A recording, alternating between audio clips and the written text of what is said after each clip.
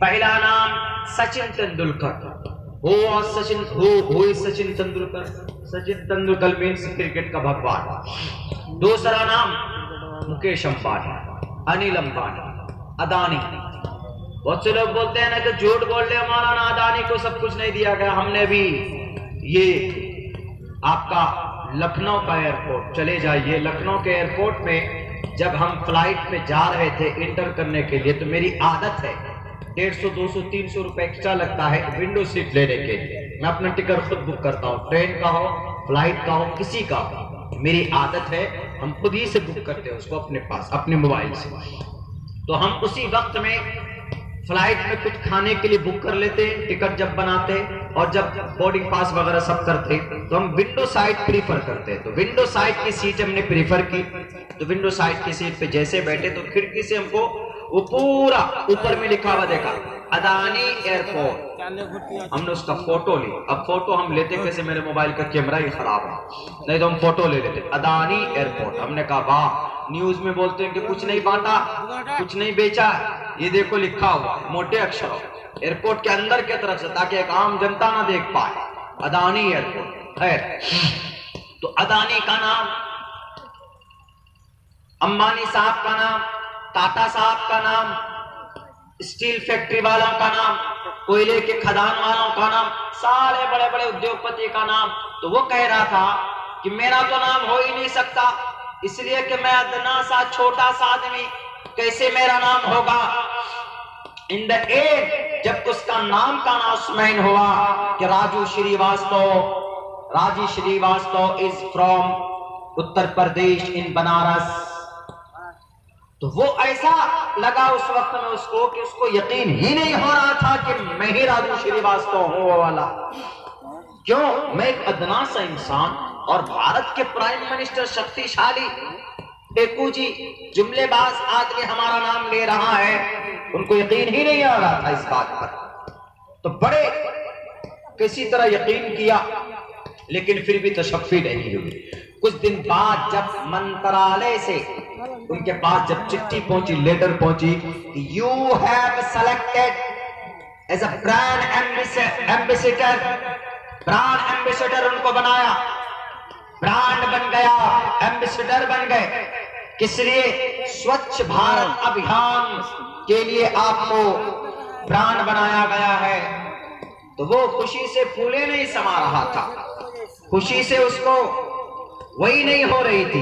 इसीलिए मैं कहा करता हूं कि कहा गया भाग्यवान है वो इंसान जिसको ईश्वर चुन लेता है अपने काम के लिए।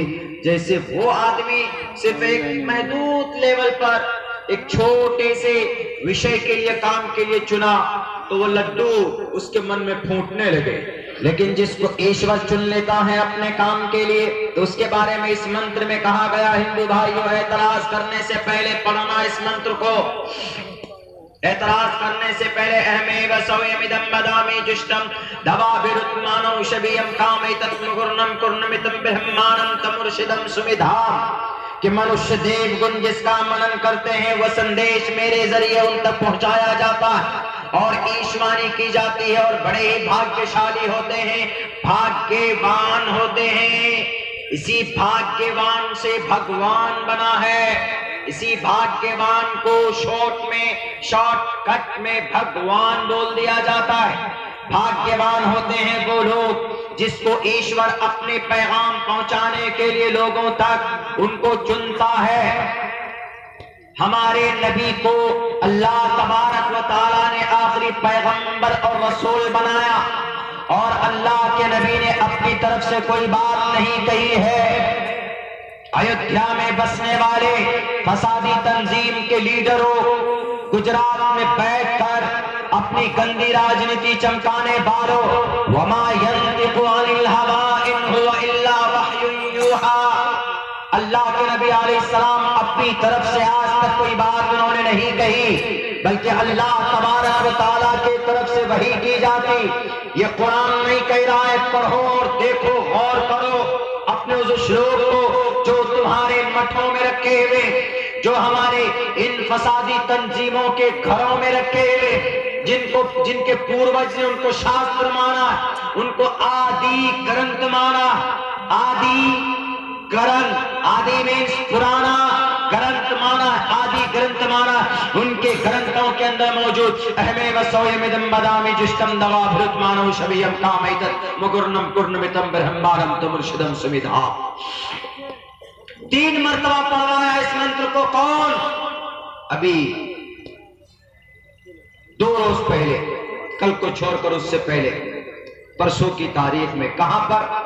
लखनऊ बाराबंकी के अंदर। इस मंत्र को एक बहुत बड़ी पार्टी है, उस पार्टी के एक नेता ने बोला, मौलाना मैं इस मंत्र को और सुनना चाहता हूं। कहां आके बैठा? वो सामने यहां पे बैठा और आकर बोला कि मौलाना बहुत दिनों के बाद हमको वेद सुनने को मिला, हमको कुछ नहीं चाहिए, हमको वेद पढ़कर सुनाइए। हमने कहा कि कितना सुनना चाहेंगे? हम आपको पढ़कर सुनाएंगे। बोला जितना हो सकता। अपने बॉडी गार्ड को अलग कर दिया, सामने कुर्सी लगाकर बैठ गया। दबंग गई। कौन? भारतीय जनता पार्टी के एक विधायक, एक दादा बाहुबली आकर बैठ गए। आखिर में हमने पूछा कि सर एक बात बताइए, आप तो हिंदू धर्म से बिलोंग करते हैं, क्या आपको वेद किसी ने नहीं पढ़कर सुनाया? बोला सर पता नहीं कितने समय हो गए, कभी कभी घर में आराधना पूजा होता है, कुछ होता है तो सुनते हैं, लेकिन मीनिंग नहीं बतलाते। आप तो मीनिंग बताते हैं, हमारे मीनिंग नहीं बताते। आते हैं बस शुरू कर देते हैं, दुर्गा पूजा है और कोई मंत्र है और कोई उत्सव आ जाता है तो बस सिर्फ पढ़ते, बताते नहीं। जैसे हम लोग नमाज में पढ़ देते हैं सूरह फातिहा अल्हम्दुलिल्लाह रब्बिल आलमीन अर्रहमानिर रहीम, और कोई दूसरी सूरत पढ़ते हैं कुल या अय्युहल काफिरून इज़ा जा नस्रुल्लाहि वल फतह व रअयतन नास यदखुलूना फी दीनिल्लाहि अफ़वाजा फसब्बिह बिहम्दि रब्बिका वस्तगफिरहु इन्नहु कान तव्वाबा। सूरह फातिहा पढ़ते, दूसरी सूरत पढ़ते, but we are not able to understand what Allah सुब्हानहू व तआला सेड इन दिस सूरा। अल्लाह ने इस सूरत में क्या बयान किया हम नहीं समझ सकते जब तक उसको पढ़ेंगे नहीं, या जब तक कोई आलिम दीन आपको समझाएंगे नहीं, तो you can't understand, you are not able to understand and consider. If you are educated person तो you can understand by the study.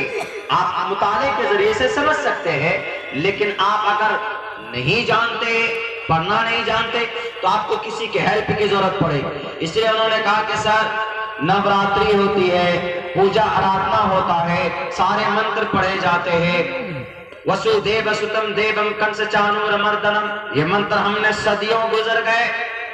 इस मंत्र का शायद कुछ जानता होगा, तब उसके दिल में शौक पैदा हुआ कि आप हमको पढ़िए, बताइए, समझाइए। उन्होंने कहा कि हमको सबसे पहले तो ये बता दीजिए कि आपके कुरान में जो श्लोक, कुरान में जो आयत है, वह हमारे वेदों के अंदर भी वही बात है कि नहीं।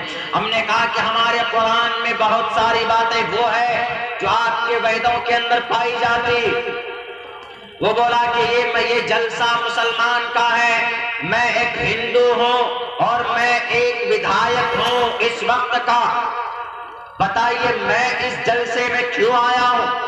हम जानते हैं कि ये लोग हमको वोट नहीं डालते, लेकिन तब भी मैं आया हूं, किस लिए आया हूं? मानवता है, इंसानियत का रिश्ता।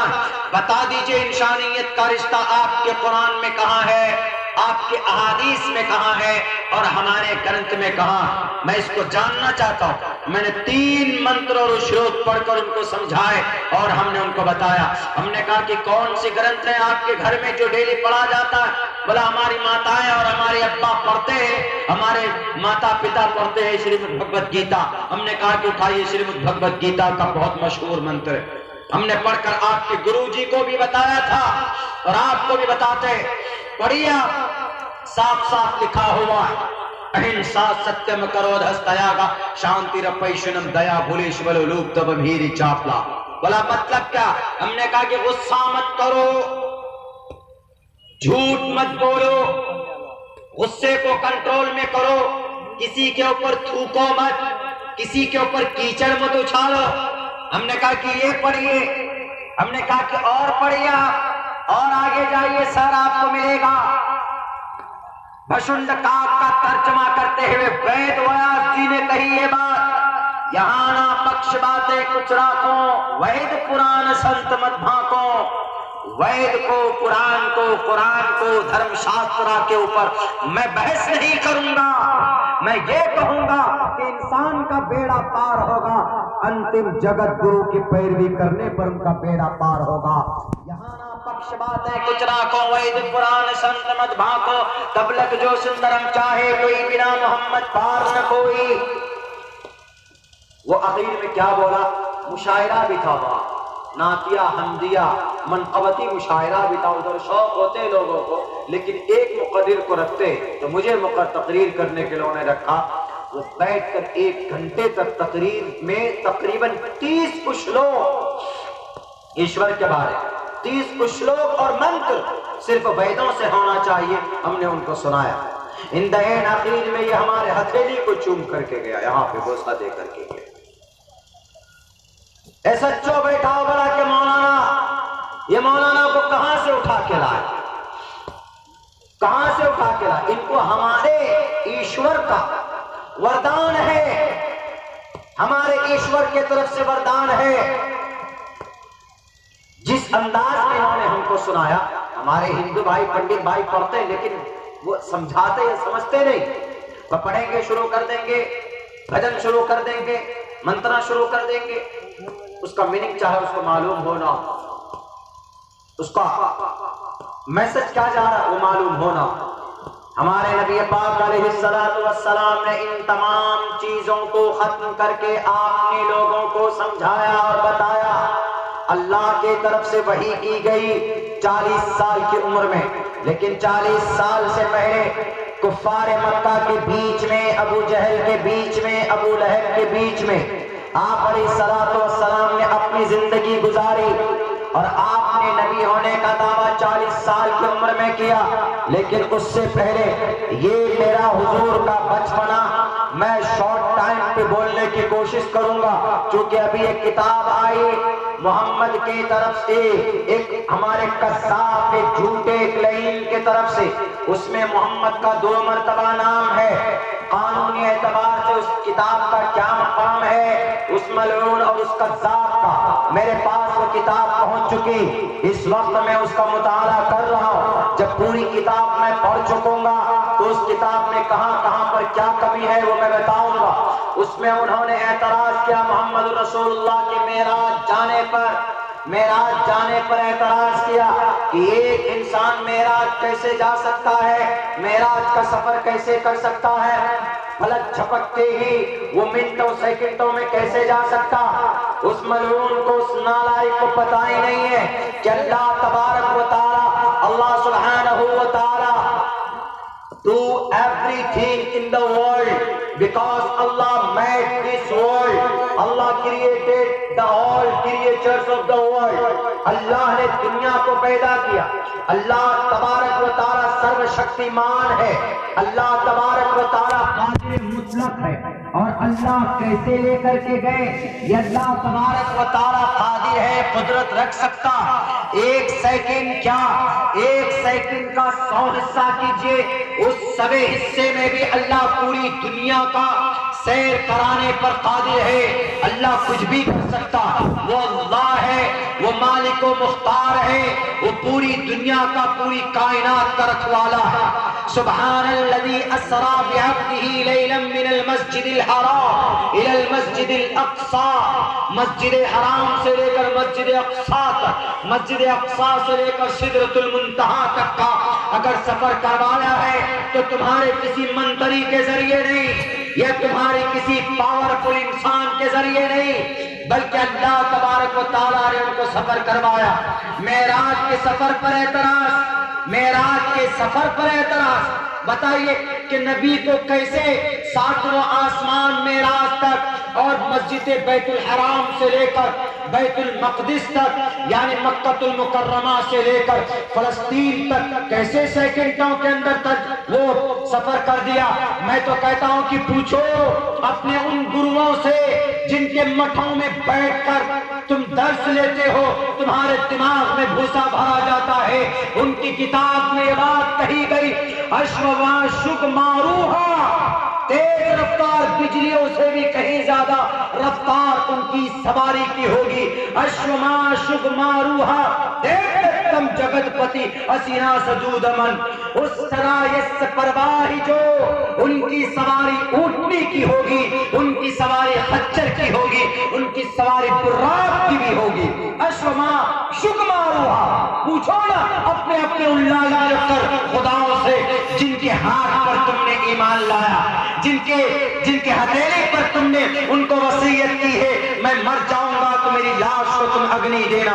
मैं इसलिए ज्यादा तज़किरा कर रहा हूं उसके बारे में। हम उनका कला कमा तो नहीं कर सकते, हम उसका सर तन से जुदा तो नहीं कर सकते, इंडियन कॉन्स्टिट्यूशन हमें परमिशन नहीं देती, लेकिन उनके गलत अकीदों का निवारण कर सकते हैं, हम बोल सकते हैं, उन्हें बता सकते हैं। इसलिए मैं कहूंगा दासनों में बैठे हुए हमारे मठ के, हमारे साधु संतों से, अगर मोहम्मद गए हैं मेराज पर तो उनकी सवारी का तज़किरा आपके ग्रंथ में मौजूद है, उठाओ